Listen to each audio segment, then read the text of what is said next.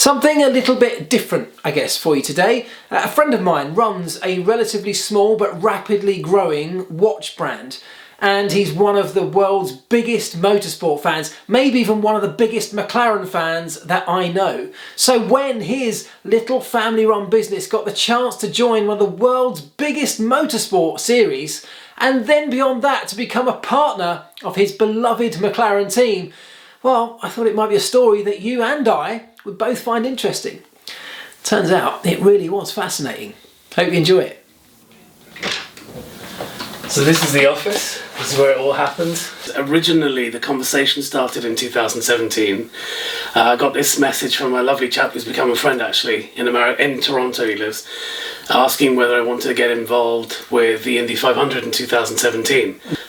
We got on like a house on fire on this conference call. We were racers. Everyone was into commerce and obviously earning money through whatever we were doing, but we had racing at heart, which was great. So I agreed the deal, and we had Robbie Wickens, who was the rookie that year, who came out at St. Pete's in April, pole position, almost won it. Thank you, Rossi. And so I see my logo so prominent on the side, the drivers wearing it on their overalls, they'd made sure they had the watches on. It felt really, really good. I mean, I remember seeing your kind of tweets and following you on Instagram when you were on the grid. You went to the Indy 500. Yeah. I think as bucket list things go, this one wins. Your face and your reaction from being there was just amazing. I was in tears, honestly. It was almost one of those sort of Charlie and the Chocolate Factory moments. How the hell did you get here? Being on the grid, just being the Indianapolis Motor Speedway and seeing the tower and all the rest of it. But to be on the grid with your name on the car, that to me was one of the most prominent moments of my life up to date. That's how I felt when I got my job at McLaren. I was suddenly in this garage that I've been watching on TV for years. And Kimmy and all the heroes and everything else. I know what you mean, because it's like a childhood dream that suddenly you never thought was even possible. No. There you are. So there you are. It was like the first time I met Mika Hakkinen. I was like a teenage girl at a Bieber concert. Honestly, he had to sit me down and calm me down because I was shaking with excitement. So how do we get from there then to the point where you've got this deal in IndyCar, so your brand's in IndyCar, and then of course that team, probably completely irrespective of you, signed up with McLaren, didn't they? Yeah, so that was again one of those moments that I'll never forget. I got this voicemail from a chap at Schmidt-Peterson. I wanted to give you a heads up to an announcement that will be put out at 8 o'clock Eastern today, here in a couple hours. That we've partnered with McLaren. I tell you, those words still make what little hair I've got left stand on end. Because I remember coming out of the room that I was in. I was working that morning and literally putting it on the loudspeaker and saying, "Family, listen to this." You talked about the moment you met Mika Hakkinen. You've got a personal kind of. You're a fanboy of McLaren anyway. I've got a flag upstairs from my first visit to my first Formula 1 race. Upstairs, it's got West McLaren on there. We bought the flag for 30 quid. I didn't have 30 quid that day, but we bought it for 30 quid. And I bled McLaren. I used to cry. I used to have a Mercedes at the time, and every time they won a Grand Prix, we'd put the flag out and we'd drive around town like idiots. But I bleed McLaren, and I always have. And obviously, the years that they've fallen a bit, it's been heartbreaking for everybody. But I think the story of them coming back to IndyCar, where if you look at all the IndyCar races of the 70s, they featured so much, and they had the best drivers and the livery and the colours and everything else. It was just all... It's a great story. It was more than... It actually is a great story, and it's a great story for me personally because it means a lot to me. But on the other hand, the pressure was suddenly like, I can't get this one wrong. So now you realise you've got to deliver a watch for this, this enormous scale that it is for you now. What's the process? Where do you start? So with any subject matter, I try and literally live the subject matter. So for instance, when this came along, this big McLaren name came along to the team that I'd already was working with, I literally totally engulfed myself in their IndyCar heritage. So I sit there and watch YouTube. So with IndyCar, with McLaren, with Schmidt-Peterson, I had to live that period of when they were last in it. Yeah. So the 70s were very prominent with McLaren in the IndyCar. And you're thinking about what the colours that they use for the cars, the inspiration they might have had for those colours, that sort of thing. So immediately, especially with race cars and liveries, people engage with the colours immediately. You can look at a JPS from the 70s and in your head you know exactly what colour it is. I don't have to tell you, you know what colour it is. Yeah. So with McLaren in IndyCar in the 70s, I don't have to tell you what colour it is. You already know what colour it is. Yeah. So that was the immediate thing that I had to do. But then I didn't want to make it too obvious, because with a watch, people, if you give too much information onto a watch dial, it becomes... It's too much, so you have to gimmicky, I guess, and a bit like a bit merchandise. A bit like, if you put too much on it, it becomes merchandise. So the more you think about a dial, the more you have to study a dial, the more you have to ask questions about it. That's when it becomes, in my mind, a watch that I would want to wear. Yeah. So there's that, obviously, but I mean, are you thinking about Bruce McLaren in this? Are you thinking about the time, the period of time that they were successful in, perhaps? Yes. And I mean, are there other key words that McLaren's famed for its attention to detail, as I well know. Yeah. So you're talking totally motorsport, and I love motorsport. Probably don't know as much as you do, and I haven't lived it as much as you do. I wish I did, but you've lived it. So I'm trying to translate that into a watch. So the 70s, we said the 70s 2 or 3 times, we said papaya 2 or 3 times. Yeah. So my inspiration then was, okay, we've got to go back to the 70s and what watch styles were available back in the 70s and what was prominent back then. Did you get your flares on? Sometimes you think, right, okay, I know exactly what I'm going to do immediately, but with this one, it was a lot of pressure. Yeah. It wasn't. Every watch means a lot to me, and every watch is a part of my personality, and every watch is like a kid. So it's almost like you're offering, your offspring to the world and say, do you like it or not? So everyone meant a lot, but this one was going to be on a global scale, especially with the names that were involved and the people that were going to be involved, and the importance of, McLaren coming back to IndyCar. Yeah. So this was going to be a big deal for me. And there must be a moment when you're sitting at home waiting for an email or a package or something to drop, right here, where for the very first time you get to see what you've created. Yeah. How's that moment? Well, you've had children, right? It's like the birth of a... My wife will kill me for saying this. Actually, most women will probably kill me for saying, but it's like the birth of a child. It's like you see it for the first time, and you know what it generally. We all know what a baby looks like, but when it comes, that's when you sort of, and that's when you think, oh wow, it's actually real. It's something that's gone from my head to the screen to the technical drawers. To now there's something in your hand. Shami? Hey, you alright? Yeah, good man, how are you? Yeah, I'm really good. So this is the place I was sitting, this exact seat, on the morning, probably the end of October, after 2 months of hard work, where the drawings finally came through. When I first saw it, I was absolutely gutted. No way. It wasn't right. The whole design features weren't right. What, not how you imagined it? No, in my mind, what I was imagining didn't translate into a product.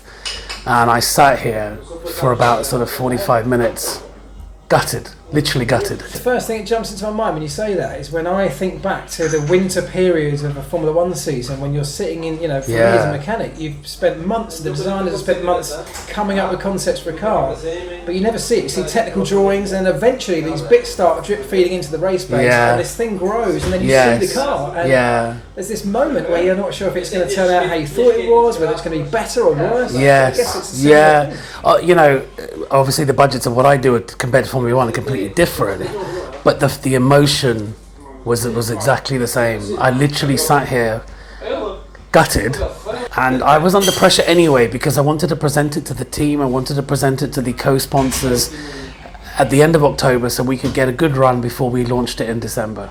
And did you also feel the weight of McLaren's fans? Because that's an army in itself, isn't it? Yeah, they're a passionate bunch of people. It's not just a race team. It's a way of life for these people. Yeah. If any of their drivers did anything or do anything, they want to be part of it. So it was a big deal for me. And here I felt like I completely cocked it up. Did you show anybody else? I didn't show anybody because I was embarrassed by it. I literally was. It's not a flippant comment. It really did depress me. Yeah. So, you know, people on social media only ever see the highs of everything, because that's what we all share. Yeah. Shop window's got to look great, right? But I actually went into complete depression thinking, am I up to this? Have I bitten off more than I can chew, sort of thing? So it took me 2 weeks to get over that. And then I sort of no, I've got to get this right. And so I went back and I started again. And this time the window to get it right was getting less and less. So you're under a deadline. Yeah, because December the 19th was launch date. And here I was sort of mid-November thinking, I don't know what the hell to do. So I literally lived it until I presented it to one of the lead sponsors and also the team the first week of December. Yeah. And I always liken it to... That's another nervous moment. That's another nervous moment, because you like it, you love it, you think you'd buy it, but then people might look at it and laugh. Yeah. But like, I always say this, it's a bit crude, but I always say it in my mind. It's like having a first date and pulling your trousers down and thinking, well, here, this is all I got. So I literally pressed send on the email to the team and the other lead sponsors, because they always buy into the product as well, because they want to offer it to their staff. I closed my eyes and I just walked away from the email thinking, I don't want to see anything. So it must have been 10 o'clock their time, so 4 or 5 o'clock in the afternoon. And I got this one word, wow. Oh, yeah, and it stirs up emotions now, actually, even just thinking about it. Just like, that they liked what I did. So that gave me a lot of, revenue started coming in, which is obviously important being commercial. Confidence, I'd imagine, yeah, and the confidence. Such a low. Yeah, exactly, and the confidence. And then we launched it on December the 19th. And again, I closed my eyes when I pressed send on all the social media and the mail out that went out to the customers. And then literally orders started coming in. So I thought, yes. So to me, it isn't about the money. It's about people accepting what you're doing. What about reaction from McLaren? I mean, presumably, do you ever get interaction from, I know you're active on social media, so you must get interaction from McLaren fans, from IndyCar fans? Yeah. What's the general consensus been? So generally the McLaren fans have that lovely orange heart in their profile. And the minute you see that, you think, okay, now you're engaging with somebody who knows their stuff. They started retweeting it. They started saying fantastic. They said this is a lovely nod to McLaren without it being too orange, too obvious. Exactly what you set out to achieve in the first place. Yeah, and when I got McLaren fans engaging, people who'd never followed me on social media but they were retweeting it, I thought, yeah, I've got something here. Got a lovely tweet back from one of the IndyCar drivers saying, wow, and that just, and I'm not saying it flippantly, but that depressing 2 weeks at the end of October to the euphoria of December 19th, it was a real roller coaster getting there. If it was another team, if it was another product, I'd just say, oh, we'll start again. It doesn't matter. And I've got it wrong before, but this was too big a deal. Should we have a look at it? Yeah. So I have the prototype here. This is the actual finished article, which came through actually for a photo shoot on December the 18th. And there it is. There's the final thing. It is lovely. Well, thank you. The team came up with the idea that they wanted the orange stitching, so that's the team's input. The case, like I mentioned before, is from the 70s. That was tell that. Yeah, it's a very 70s feel, the brushed steel and everything else. There's a hint of papaya orange, but it's not overdone. Yeah. But what I've done is I've made this into a super luminova, which it's very bright. Again, it was very prominent in the 70s because they had all the whole space thing going on back then. Super luminova. Super luminova, yeah. So I've really gone to town with the super luminova because that was, it's in vogue. It's always been in vogue, but back then it was almost everything had it. Yeah. So I've done a hell of a lot of that with it. And you've got the papaya in little hints around the edge. Yes, of the, and if you look at the indexes between 12 and 3, there's the royal blue. But you have to look for it. Oh, wow, yeah. So you have to study it. Yeah. So it's not in your face. Oh, so I love that. I love that. That's what I love about things like that is, like I said before, detail, attention to detail. Yeah. And that's great. The value of the story that goes behind it is more important to me than what it actually costs. Because some people go out there and buy watches for thousands, but they don't know why they bought it. Well, I think you've hit the nail on the head. The story behind the watch is so important, and I think even just from what you've just described, the story behind this thing's brilliant. There's a lot of depression that went into that, and a lot of heartache that went into it. But that must, every time you look at that, you must remember some of that. But the sense of achievement with what you've ended up with must be even greater. Yeah, it makes me emotional now just thinking about it. Actually, even every time I look at that watch, do I need to get you a tissue? No. But listen, it's great. I think it's really lovely. It's an amazing thing to have achieved anyway. First of all, the deal, but to then, capitalise on that deal and produce something that has got so much recognition around the world from the people that matter most. The McLaren fans, the IndyCar fans. Yeah. That's important. I can see how important it is to you, and I think you should be absolutely proud of yourself. Yeah, I am. Because I'm not.